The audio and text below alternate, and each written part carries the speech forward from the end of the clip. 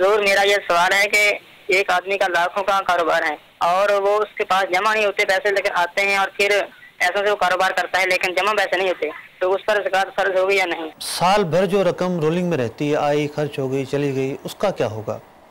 देखिए, एक नुक्ता याद रखें कि ज़कात के अंदर निसाब का साल, निसाब की जो तारीख है, इंसान कब पहली मर्तबा साहिब निसाब हुआ, ये याद रखना बहुत ज़रूरी है। इस पर दर्जनों मसाइल मुतफर्रे हैं और इसकी अहमियत बहुत ज़्यादा है। मतलब बेस ये है कि कब साहिब निसाब बना था, कब बना था। ओके। यानी कोई मिसाल के तौर पर 20 शबान मुअज़्ज़म को साहिब निसाब बना, तो अगले साल 20 पर इसको हिसाब करना है। अच्छा।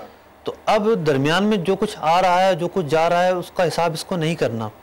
इसको देखना जब जिस दिन मेरा साल पूरा हो रहा है, क्या मैं साहिब निसाब हूँ? अगर ये साहिब निसाब है ऑलरेडी, तो इस पर ज़कात बनेगी। अब किन चीज़ों पर बनेगी? जो उस दिन इसकी मिल्कियत में है।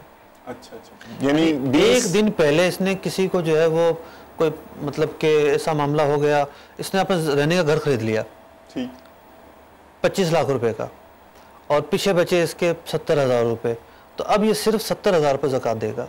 अच्छा। लोगों में ये कॉन्सेप्ट है कि जी हर चीज़ पर साल गुजरना ज़रूरी है। ऐसा नहीं है। अच्छा। जिस तरीके से साल के इख्तिताम पर जो अमवाल मौजूद हैं, उनका हिसाब लगाया जाएगा। दौरान साल जो आए जो गए, उनका हिसाब नहीं लगाया जाएगा। पहली बात तो ये। दूसरी बात ये कि जब साल पूरा हो रहा है, उससे एक दिन पहले कोई चीज़ की मिल्कियत में आ गई, मिसाल के तौर पर एक दिन पहले इसने इन्वेस्ट के लिए कोई प्लाट या मकान खरीद लिया लाखों रुपए का, अब उस पर ज़कात देनी पड़ेगी इसको।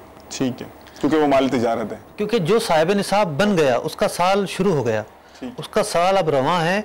अब इसकी हर चीज़ पर साल गुजरना शुमार नहीं करेंगे।